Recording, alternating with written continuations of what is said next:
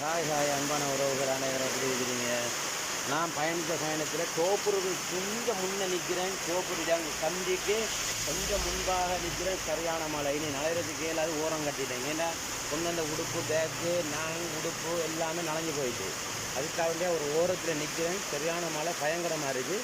இருந்தாலும் என்ன மழை பெஞ்சாலும் நம்மளுக்கு உடல் ஆரோக்கியத்தை பொதுவான இறைவன் தர வேண்டும். அதற்காக வேண்டி எல்லாருமே சேர்ந்து பிரார்த்தனை செய்யுங்க. அது மாத்திரம் இல்லாமல் நம்மளோட இலக்கு நோக்கங்கள் இருக்குது. நம்மளோட நோக்கத்தை இலக்கை வச்சு அடையணும். நம்மளோட நோக்கங்கள் நம்மளோட இலக்கு அடையணுன்றது தான்.